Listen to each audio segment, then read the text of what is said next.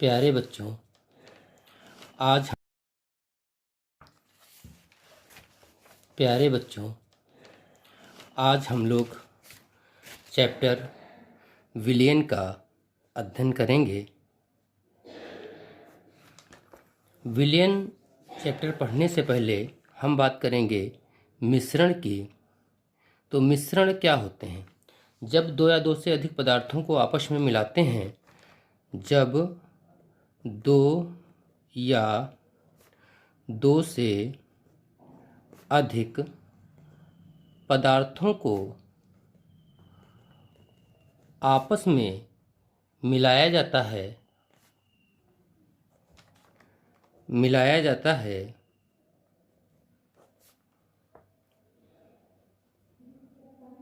तो मिश्रण प्राप्त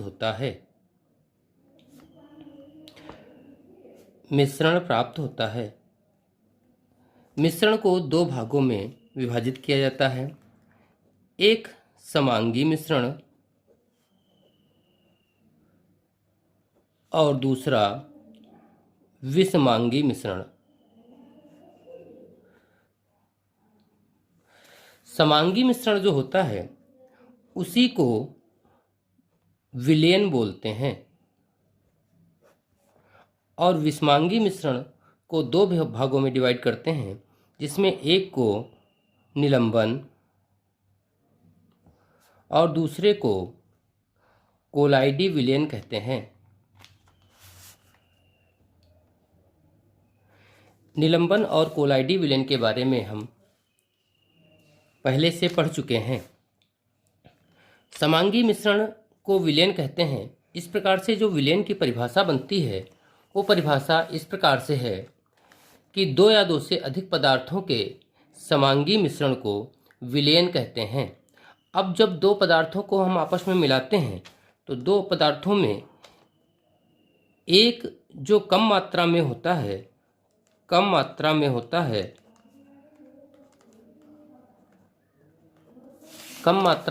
है उसे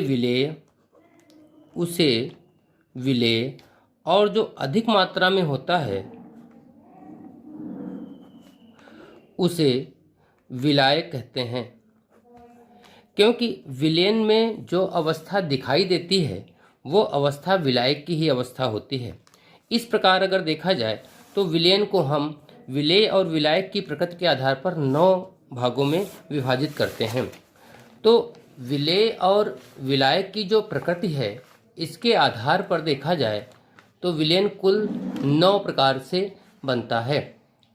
ये 9 प्रकार देखा जाए तो एक गैसीय विलयन, क्योंकि विलायक में जो अवस्था दिखती है वही अवस्था विलयन की अवस्था होती है।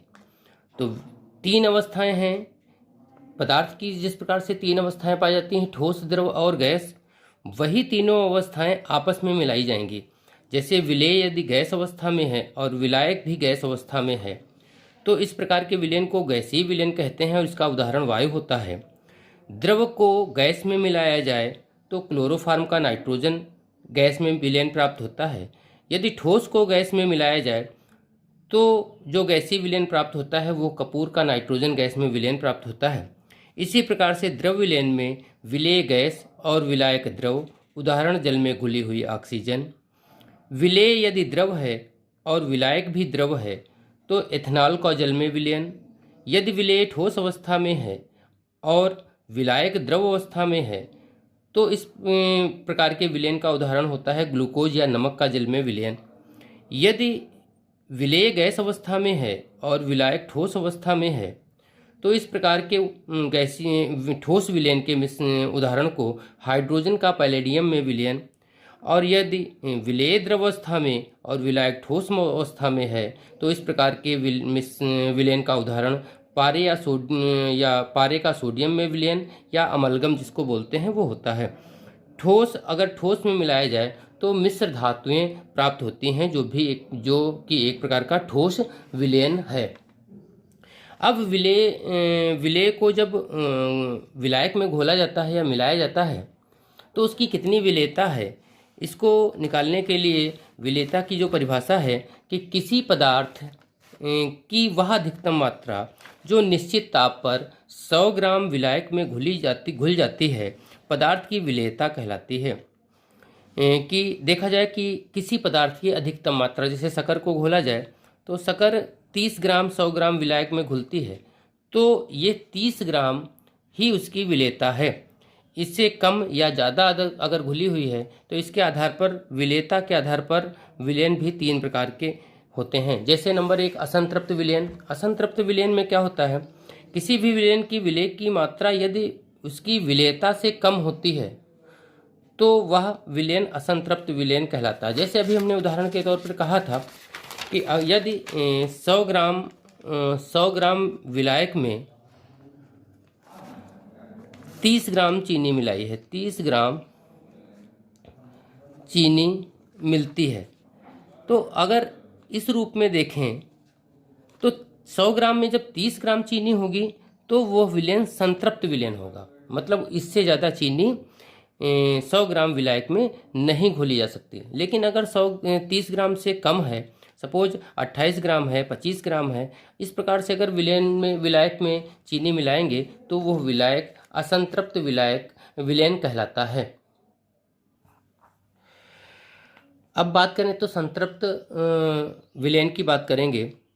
तो संतृप्त विलयन का मतलब है, जैसे सपोज हमने अभी बताया था कि 30 ग्राम चीनी 100 ग्राम विलायक में मिलती है, तो यह उसकी विलेयता कहलाती है। तो विलेयता से कम जब तक मिलाएंगे तब तक असंतृप्त विलयन मिलेगा, और 30 ग्राम अगर मिल जाएगी तो वो संतृप्त विलयन कहलाएगा। जैसे देखा जाए तो जल में अगर हम थोड़ी चीनी डालें, 10 ग्राम चीनी डालें, घुल जाती है, 20 ग्राम चीनी डालें, घुल जाती है, 25 ग्राम चीनी डालें, घुल जाती है। लेकिन जब हम 30 ग्राम चीनी डालते हैं तो उसमें घुलना बंद हो जाती है। मतलब इस प्रकार का विलयन जो प्राप्त होता है वो संतृप्त विलयन कहलाता है। अतः संतृप्त विलयन वह विलयन है जिसमें उस ताप पर और अधिक विलेय न घोला जा सके, तो इस प्रकार के विलयन को संतृप्त विलयन कहते हैं। और जो तीसरा है वो असंतृप्त विलयन है। विशेष परिस्थितियों में यदि देखा जाए तो यदि आप जितनी उसमें विलेयता है उससे अगर जरा सी थोड़ी मात्रा अगर उसमें पहुंच जाती है तो वो विलयन अति संतृप्त विलयन कहलाता है।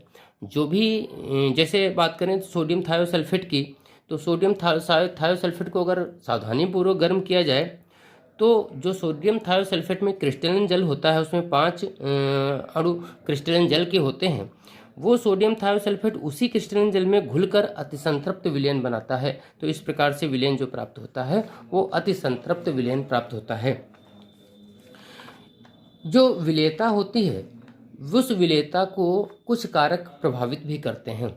कुछ कारक से आप विलेयता बढ़ा सकते हैं और कुछ विलेयता को घटा देते हैं। जैसे टेम्परेचर की बात करें तो जो पदार्थ जल में घोले जाने पर ऊष्मा अवशोषित करते हैं उनकी विलेयता ताप बढ़ाने के साथ बढ़ती है। जैसे अगर हम बात करें तो KNO3 है, ग्लूकोज है, शर्करा है, इन सभी पदार्थों की विलेयता जो होती है वो ताप बढ़ाने पर बढ़ती है, क्योंकि ये ऊष्मा को अवशोषित करते हैं। इसके अतिरिक्त जो पदार्थ ऊष्मा को अवशोषित नहीं करते हैं वे उनकी विलेयता ताप बढ़ाने पर घटती है। इसी प्रकार से विलेय और विलायक की प्रकृति की बात करें तो विलेय और विलायक की प्रकृति के आधार पर देखा जाए कि विलायक मुख्यतः 2 प्रकार के होते हैं। एक ध्रुवीय विलायक होता है और एक अध्रुवीय विलायक होता है। ध्रुवीय विलायक सहसंयोजी बंध में पढ़ा गया है कि जब साझे का इलेक्ट्रॉन युग्म दोनों परमाणुओं के ठीक मध्य में न रहकर अधिक ऋण विद्युतीय परमाणु की ओर खिसक जाता है तो इस प्रकार के बंध को ध्रुवीय बंध कहते हैं। और जिन यौगिकों में ध्रुवीय बंध पाया जाता है वही और विलायक के रूप में उनकी प्रकृति होती है तो वे ध्रुवीय विलायक कहलाते हैं।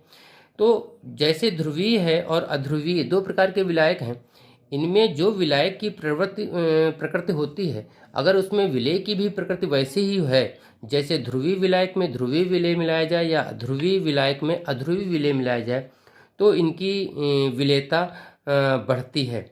इसी प्रकार से एक है समायन प्रभाव।